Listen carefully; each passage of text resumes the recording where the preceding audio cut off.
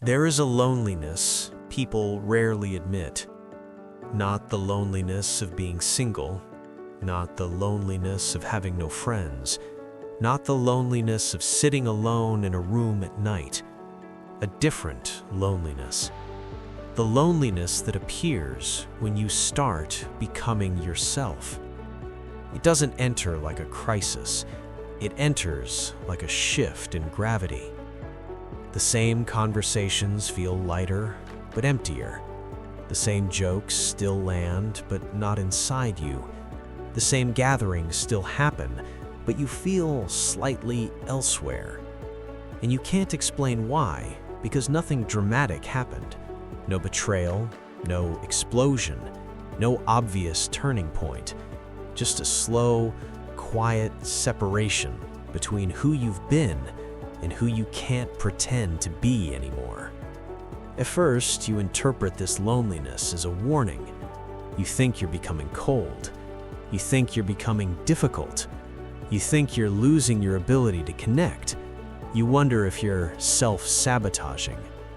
But Carl Jung would have called this loneliness something else, a symptom of transformation, a sign that the persona is weakening. And the persona, in Jung's language, is not a costume you occasionally wear. It is a social identity built for belonging. It's the version of you that learned what was acceptable, what got rewarded, what kept people close, what prevented conflict, what prevented rejection. Most people think they're being themselves when they're in the persona, because the persona has been worn for years, sometimes decades. It feels like me. But Jung would say, something can feel like you and still be an adaptation you needed. And the problem is not that the persona exists. The problem is when the persona becomes your whole life. Because then you live as someone else's expectations. You become socially correct and internally absent. So when you begin to become yourself, when individuation begins, you don't just discover your identity, you rupture a social arrangement. That's the first hidden dynamic of this topic. Becoming yourself isn't only internal growth, it's a social reordering. And social reordering feels like loneliness because relationships are built on rhythm. They're built on who plays which role. The funny one, the calm one, the helper, the agreeable one, the reliable one, the one who never makes things uncomfortable. Those roles are not trivial. They are the architecture of belonging. When you change the architecture, and the room doesn't collapse loudly. It just becomes unfamiliar. People don't always confront you. They drift. Their warmth becomes slightly thinner. Their invitations become less frequent. Their attention becomes less anchored. Not necessarily because they dislike you, because the relationship depended on the old you, and you quietly changed the terms. You didn't announce it. You just stopped laughing when you didn't mean it. You stopped agreeing to keep things smooth. You stopped explaining yourself into smaller shapes.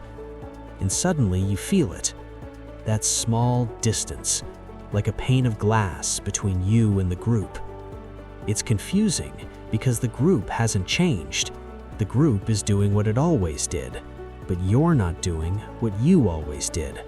And the persona interprets that as danger because the persona was built to prevent separation. So the persona produces guilt. This is the second hidden dynamic. The loneliness of becoming yourself triggers guilt. Not moral guilt, social guilt. The guilt that says you're ruining the vibe. The guilt that says you're being difficult. The guilt that says you're acting superior. The guilt that says, go back to who you were. Jung would call that guilt the voice of the group inside you, the internalized pressure of belonging, because you were trained, often without anyone meaning to train you, that belonging requires adjustment. So when you stop adjusting, guilt appears as an alarm. It's not there to guide you toward truth, it's there to guide you back to safety, back to predictability, back to the persona. This is why becoming yourself feels lonely in a way people don't expect. It's not just missing people, it's missing a version of yourself that made belonging effortless. You're grieving your old access to community.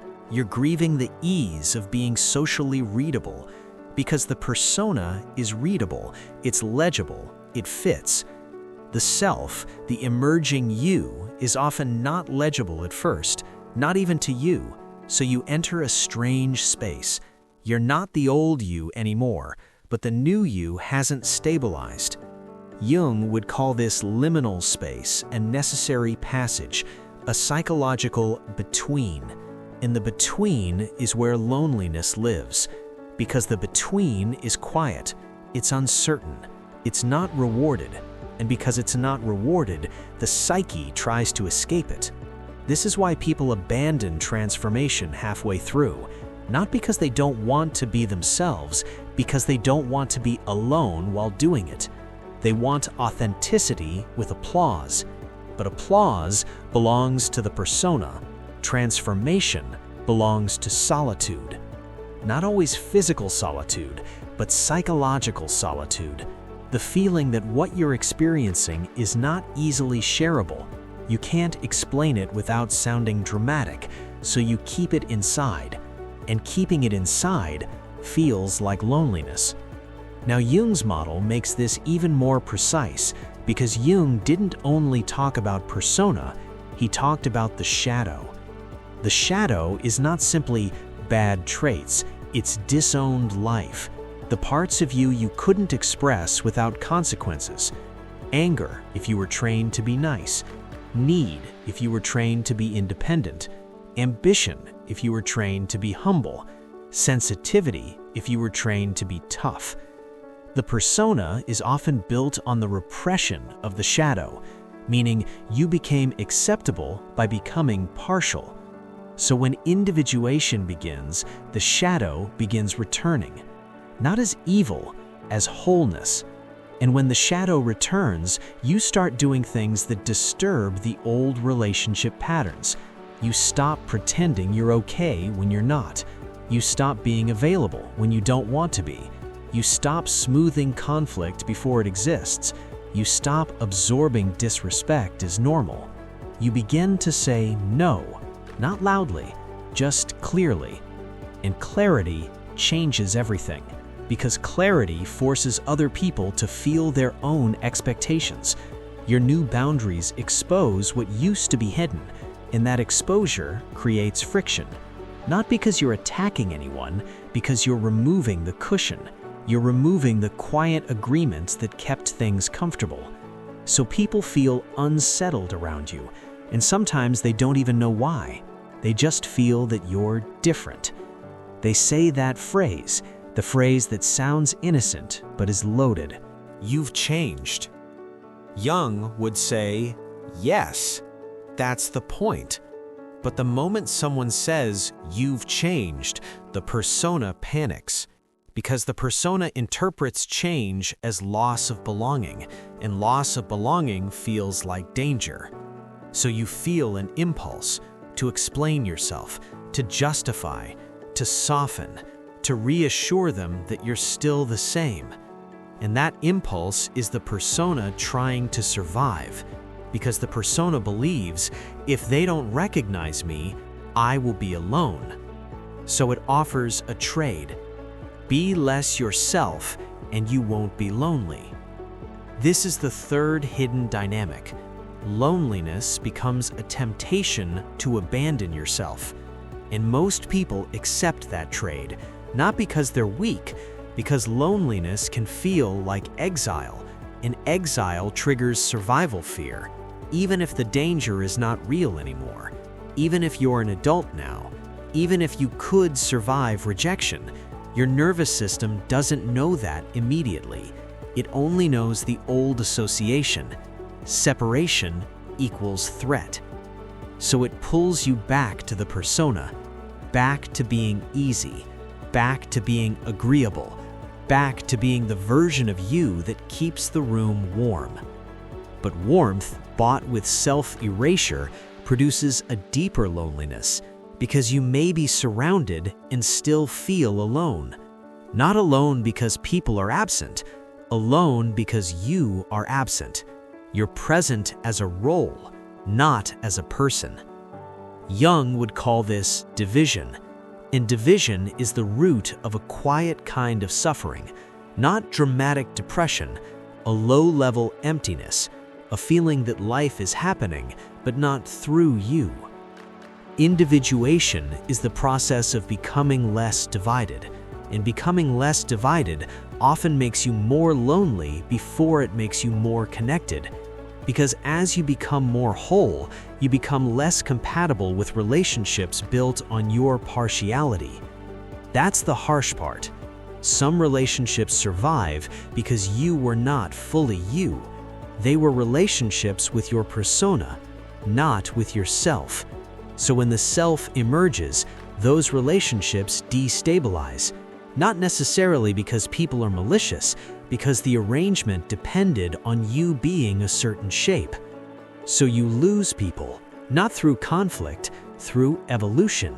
And evolution is the kind of loss people rarely honor because it doesn't come with a clear villain.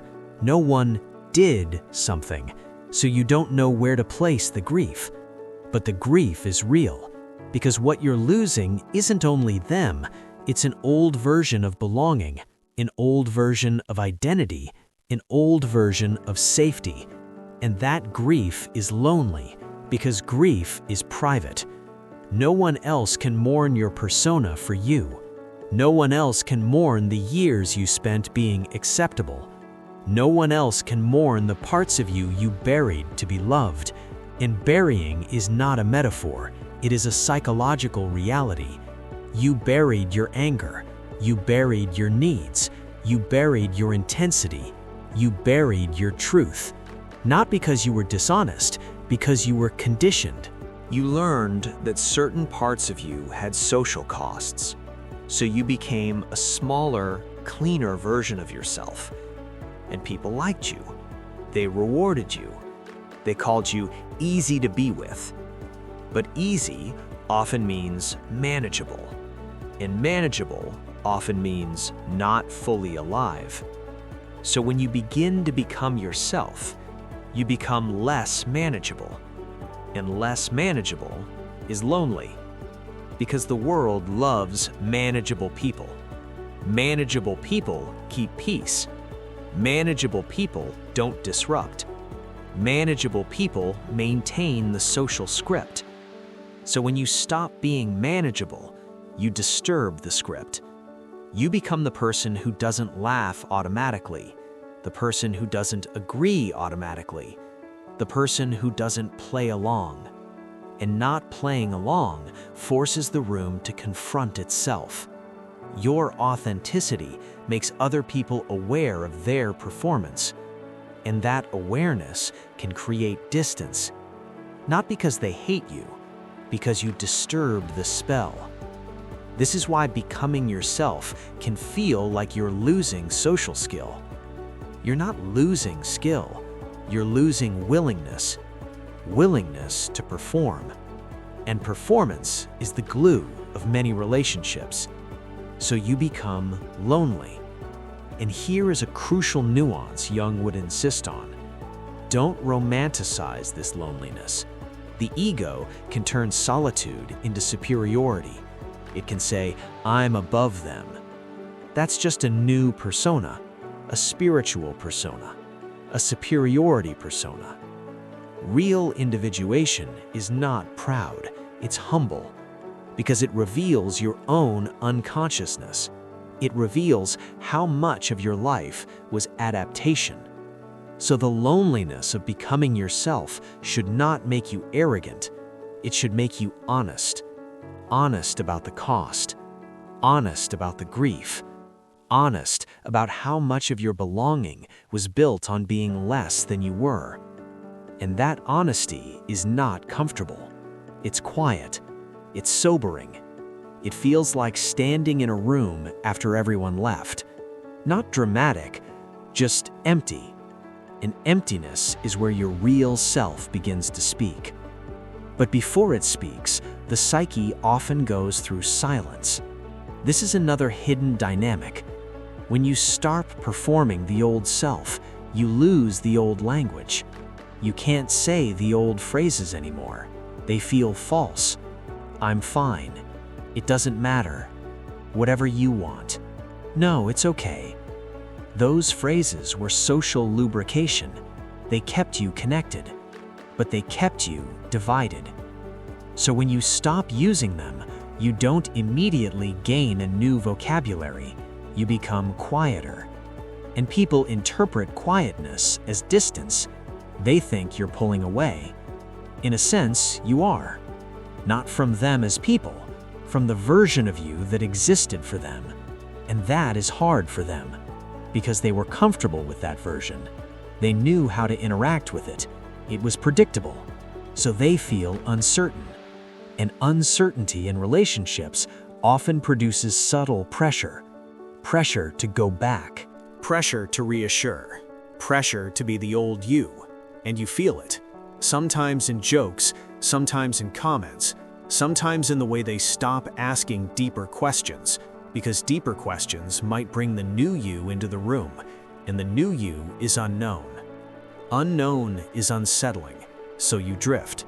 And drift feels like loneliness, but drift might be the natural result of individuation, because individuation is alignment, and alignment reveals mismatch. Many connections are maintained through misalignment, through your silence, through your compliance, through your persona. So when you align internally, you can no longer maintain those connections without betraying yourself. That betrayal becomes too conscious, and once betrayal becomes conscious, it becomes unbearable. So you choose loneliness over betrayal, not as a heroic choice, as a psychological necessity, because you cannot unsee what you see. And there's another detail most people miss about this loneliness. It doesn't only remove people, it removes noise. When you stop performing, certain conversations stop feeding you. Certain rooms stop making sense. Certain rituals that once felt like life start feeling like choreography. And that can feel frightening, because noise is a form of company. Noise keeps you from hearing the part of you that's been waiting, the part that doesn't have a social script, the part that doesn't know how to be charming on demand, the part that doesn't know how to be fine. Jung would say, when the persona weakens, the unconscious becomes louder.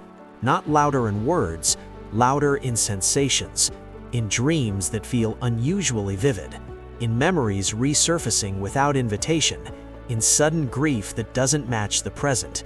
Because the psyche is doing something it rarely gets to do. It is reorganizing around the self, and reorganization is not clean. It feels like losing coherence. You can't point to a single problem, but everything feels slightly unanchored. You might even begin to miss the old emptiness because it was familiar. The old emptiness had structure. It came with people, routines, roles. This new emptiness is different. It's not numbness, it's space. And space is terrifying if you've spent your life earning belonging through constant adaptation. Because in space, you can't hide behind usefulness, you can't hide behind agreement, you can't hide behind being needed. You have to sit with the raw question the persona was built to avoid. If nobody is watching, who am I? That question can feel brutal, because it exposes something most people don't want to admit. They didn't just wear the mask, they depended on it. The mask was their social oxygen. So as the mask comes off, they feel like they can't breathe. That's why the loneliness feels physical sometimes, a tightness, a heaviness, a strange tiredness after seeing people, not because people are exhausting, but because you refuse to become the old version of you. And you will notice something else. As you become more yourself, you become less negotiable. Not less kind, less negotiable. And that alone will remove certain relationships, because some relationships survive on your negotiability. They survive because you can be shaped. So the loneliness is not only about absence, it's about the end of being shapeable. It's about becoming solid, and solid things cast different shadows. And here is the part that is rarely named with enough honesty. When you become solid, you start seeing how much of your previous connection was actually accommodation, not mutuality, accommodation. You start remembering moments you dismissed, the moment you laughed because silence felt risky, the moment you agreed because disagreement felt like rejection, the moment you apologized to keep the peace even when you weren't wrong, the moment you made yourself understandable so nobody had to feel uncomfortable. None of those moments felt dramatic at the time. They felt normal. That's why they're dangerous, because what becomes normal becomes identity, and identity becomes destiny.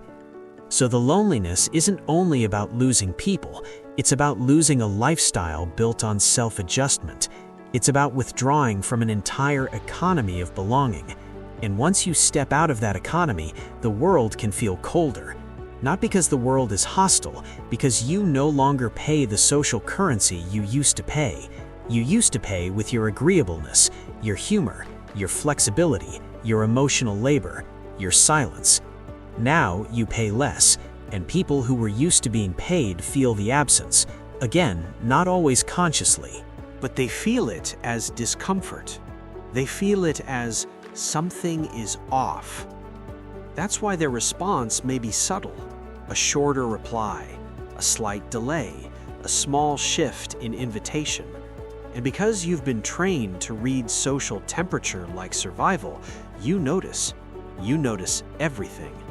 You feel the loneliness, not as an idea, but as a sensation. A small drop in warmth, a faint withdrawal, a quiet less. And you start asking yourself questions that sound irrational, but don't feel irrational. Did I do something? Did I say something wrong? Am I becoming unlikable? Should I go back? Jung would say, those questions are the persona's reflex. The persona is a mechanism designed to keep you inside the group. So the moment the group feels less secure, the persona activates. It tries to restore safety. It tries to restore your old shape.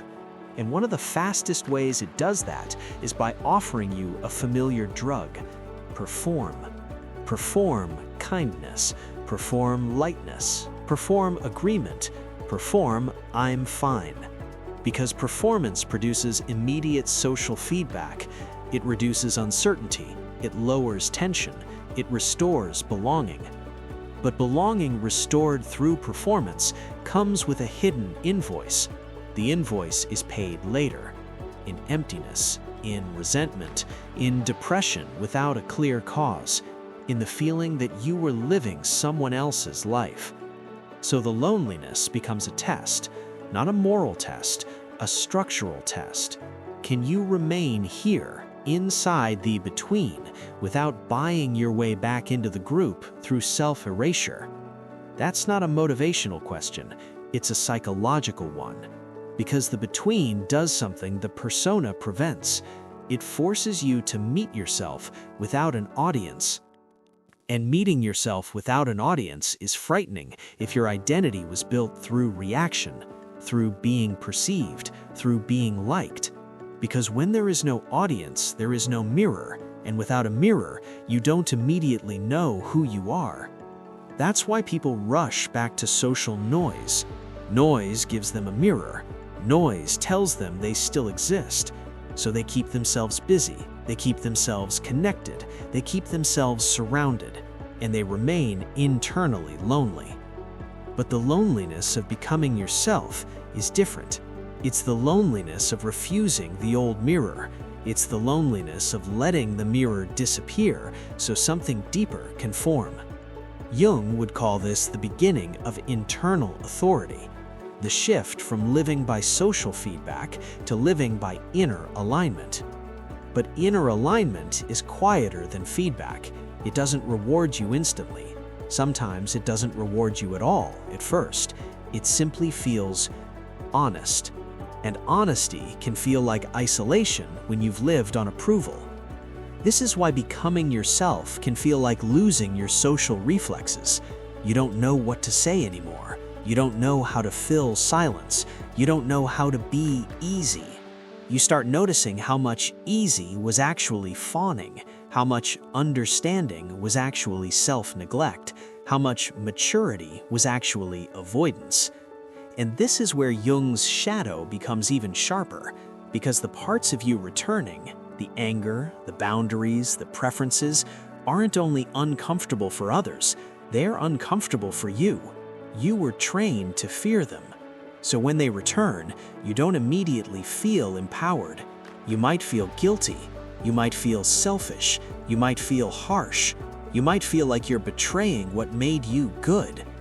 That discomfort is the price of integration, because integration means you become capable of disappointing people.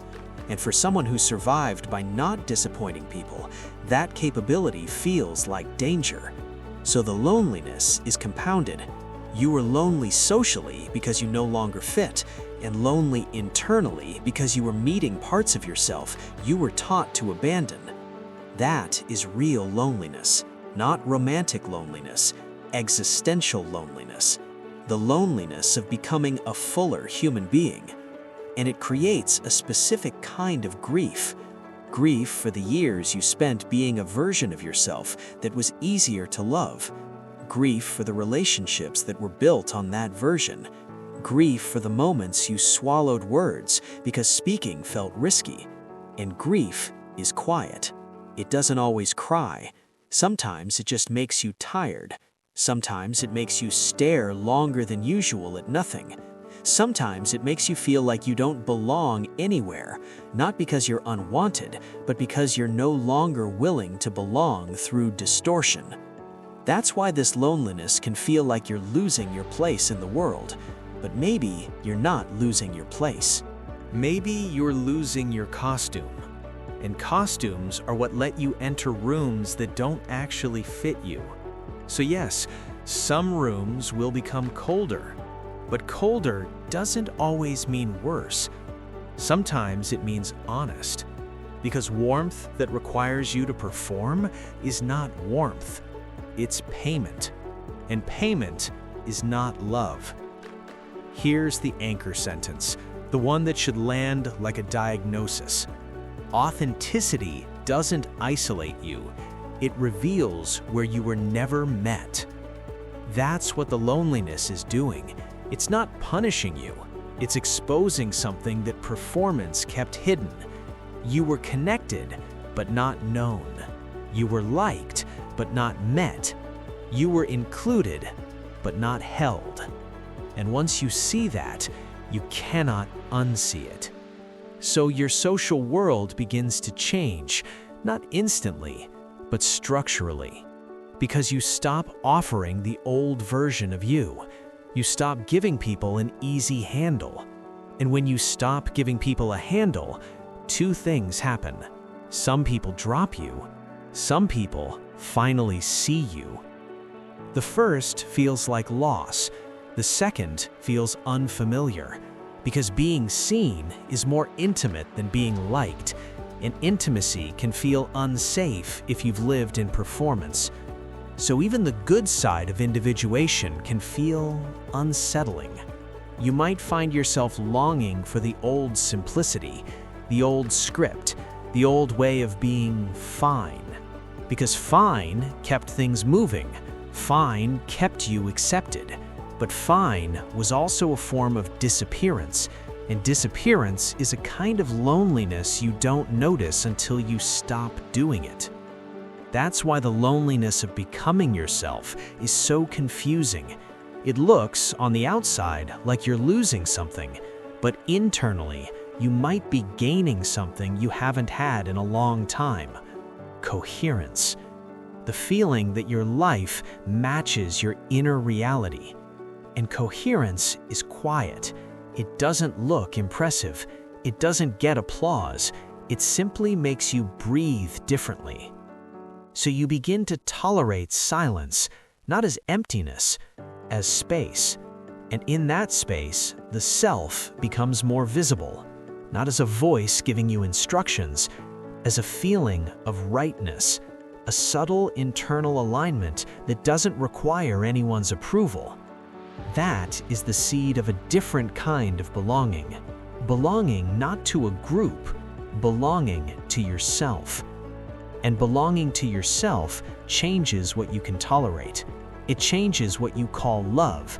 It changes what you call friendship. It changes what you call respect. Because once you belong to yourself, you can't comfortably stay in relationships where you are only tolerated as a persona. So you leave, or you stop participating in the old way. And some people respond with confusion, some respond with resentment, some respond with distance, and you feel lonely. But the loneliness now has a different flavor. It's not the loneliness of being unwanted. It's the loneliness of being real in environments that were built for masks. That loneliness is not a sign of failure. It's a sign of mismatch becoming visible. And visibility is painful, but clarifying. So let's end without pretending this is easy, because this isn't a motivational story. This is a psychological truth. The loneliness of becoming yourself is the loneliness of breaking the social contract that once kept you safe, and breaking that contract makes you feel exposed. But exposure is also the beginning of wholeness. So here is the question to sit with, not to answer quickly. When you feel the loneliness of changing, when rooms feel different, when people drift, when you feel slightly outside, ask yourself, am I lonely because I'm losing people, or because I'm losing the mask that made me belong? And if you stopped putting the mask back on, who would still recognize you?